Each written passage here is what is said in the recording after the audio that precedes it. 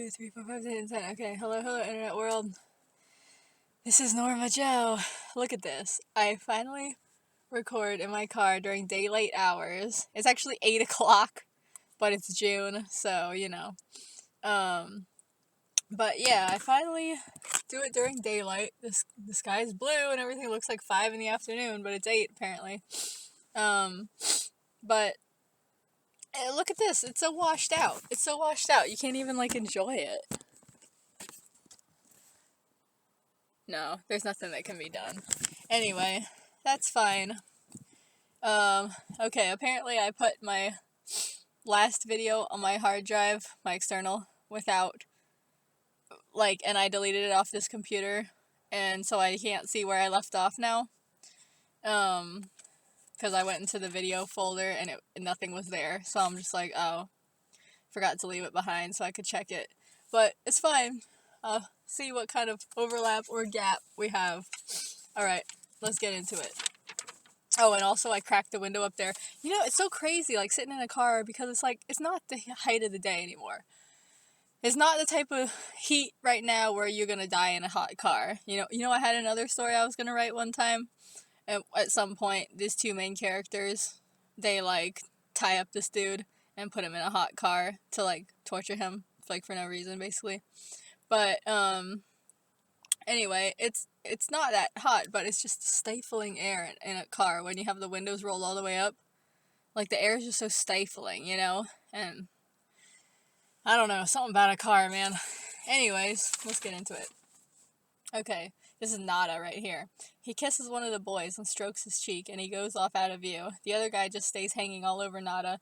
Oh wait, maybe that was...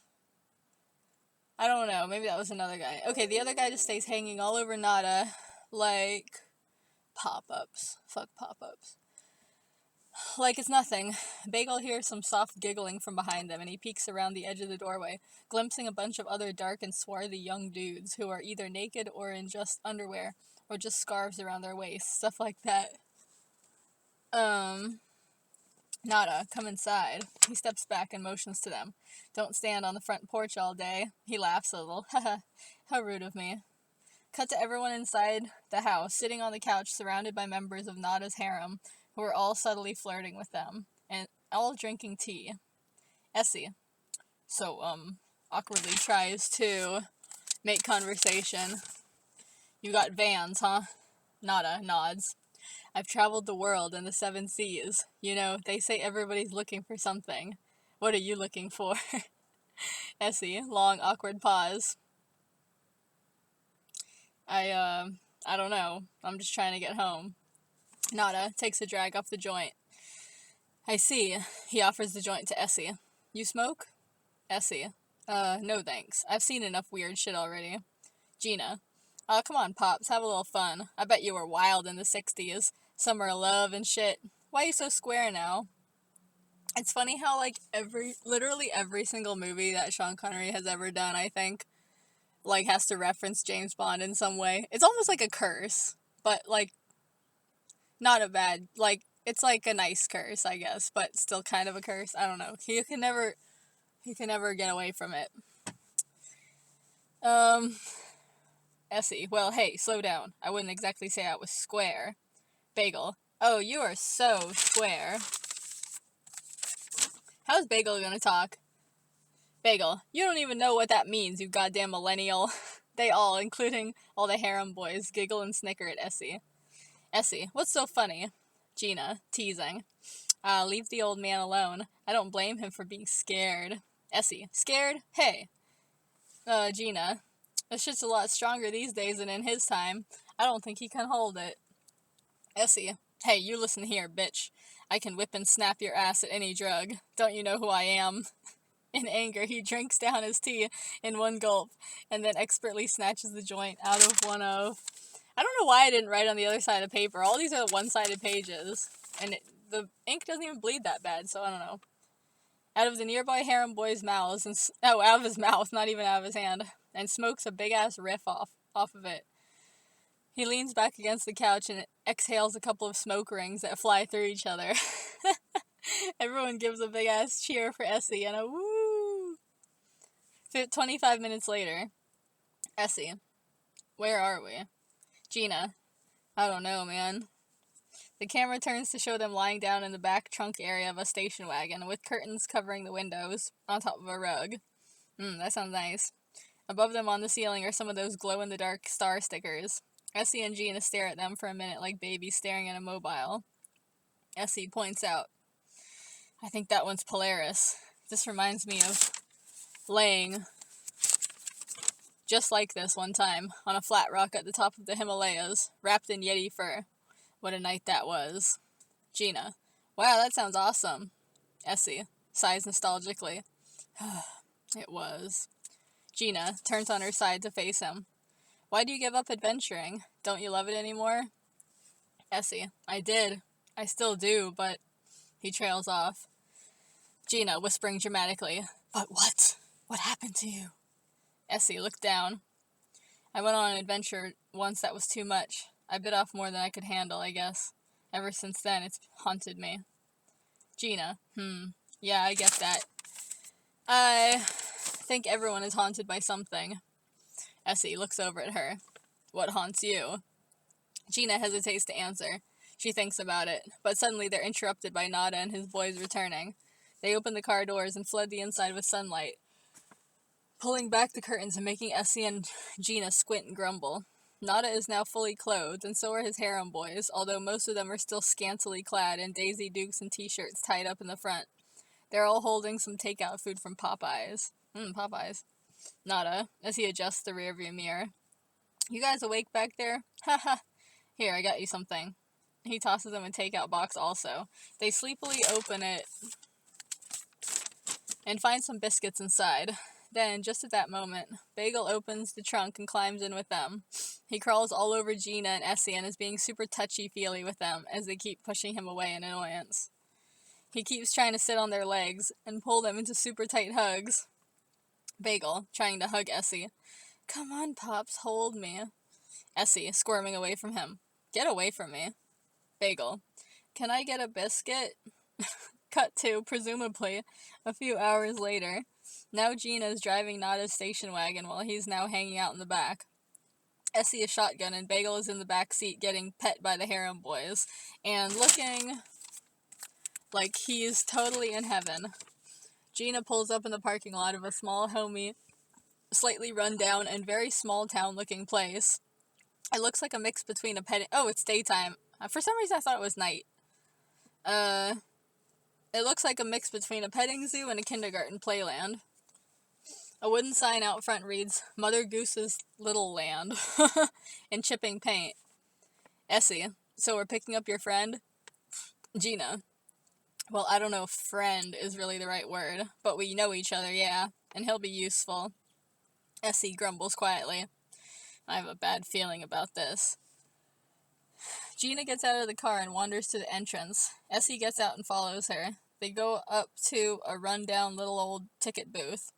Some hella bored looking fat college-age blonde girl is sitting in the booth playing a game on her phone with violent sound effects. She glimpses Gina and Essie from the corner of her eye. College girl, without looking up. Ticket, please. Gina flashes a laminated card. Lifetime member.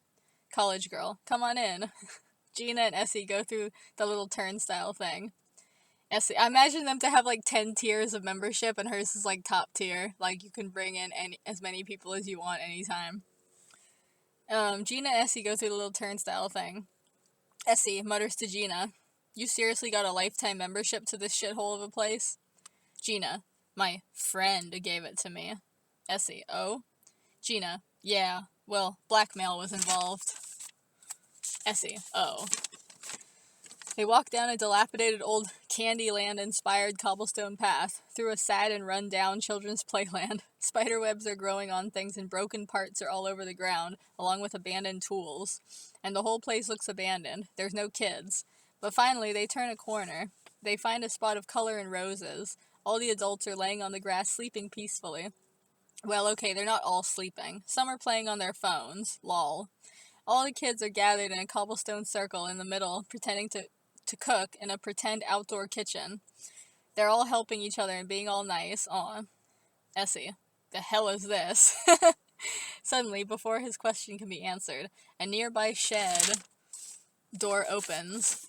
Out comes an effeminate man with a little bit of facial hair, his hair tied up in a bun, in parentheses, not a man bun, and wearing a stereotypical old lady sweater and soccer mom jeans. Oh, he's not wearing a dress. For some reason, I thought he was going to be wearing like a Norman Bates' mom type of dress, but no, apparently not.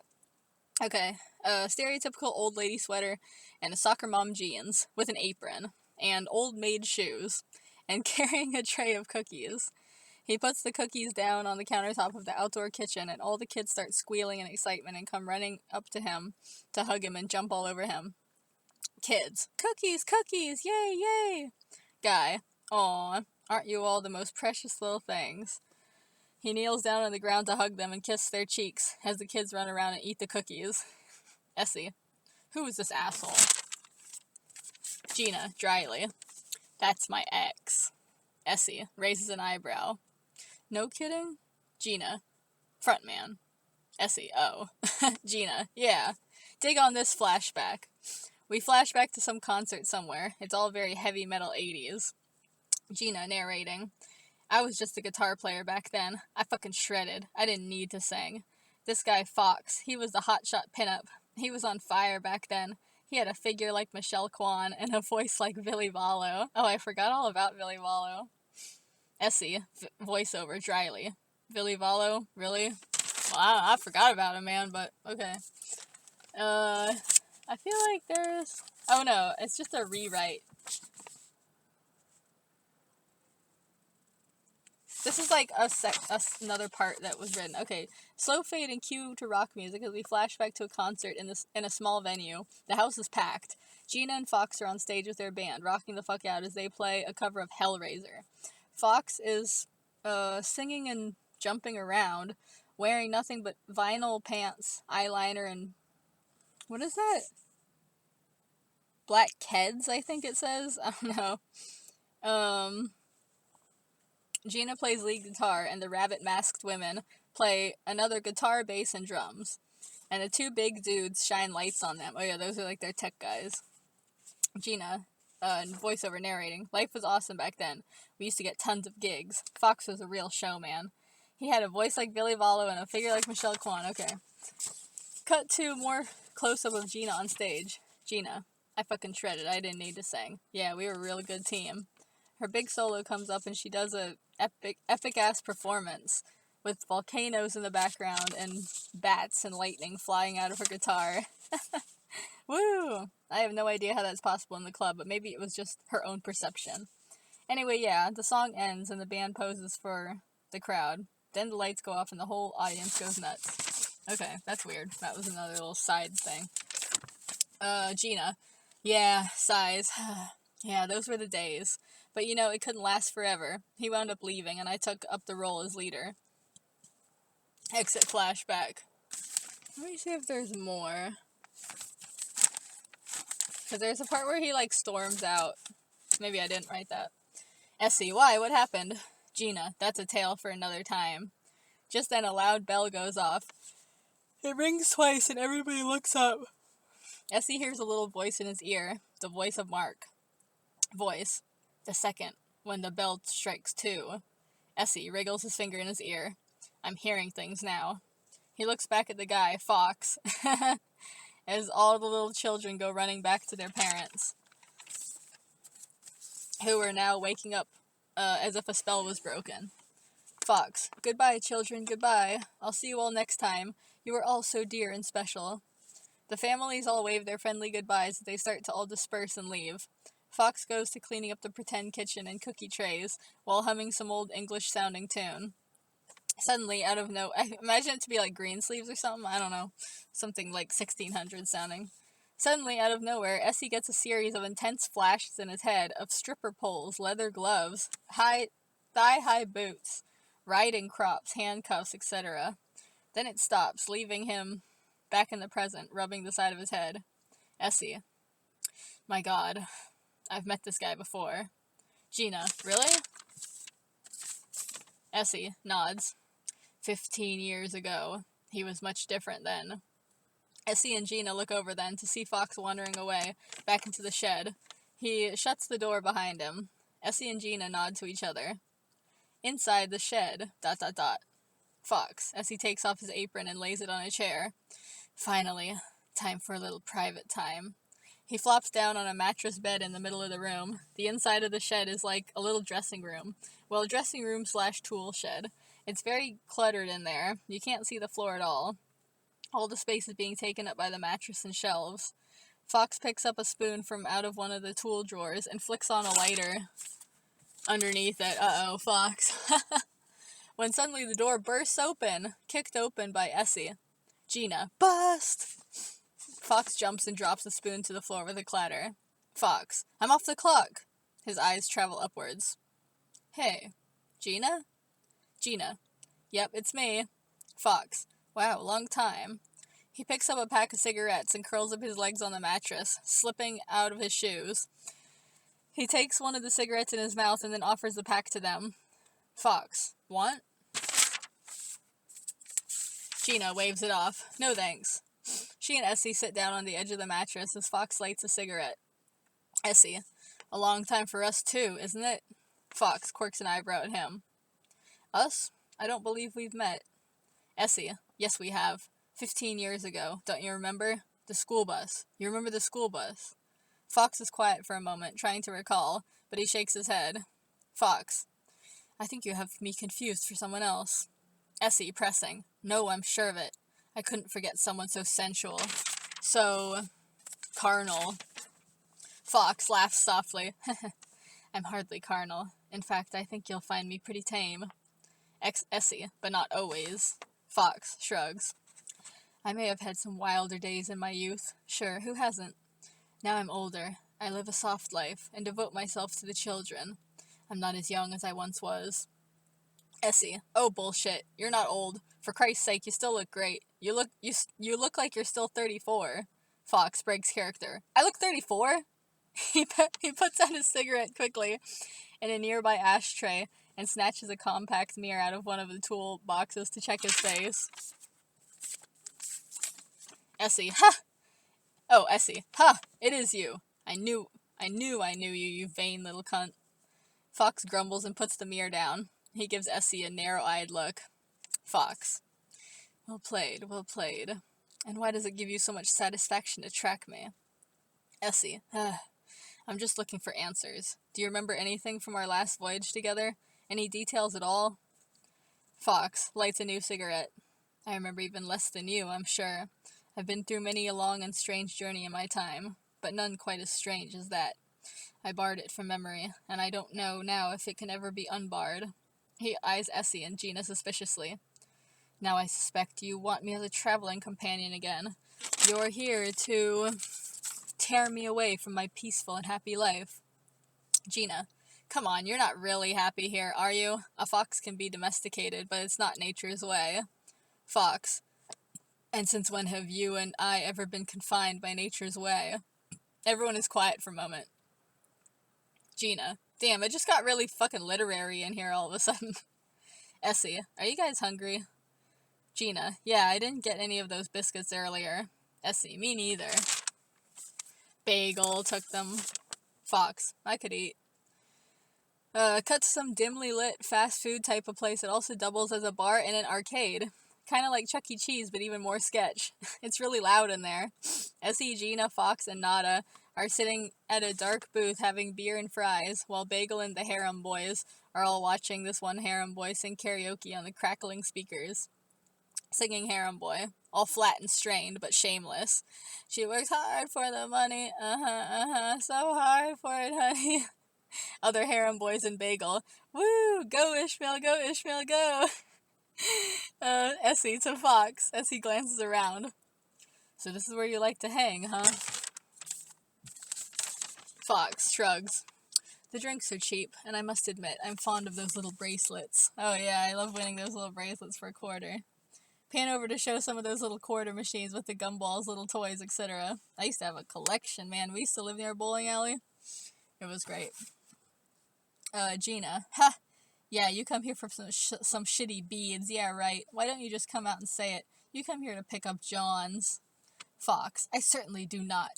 Gina, teasing him. John City, baby. John City. Oh, 20 minutes.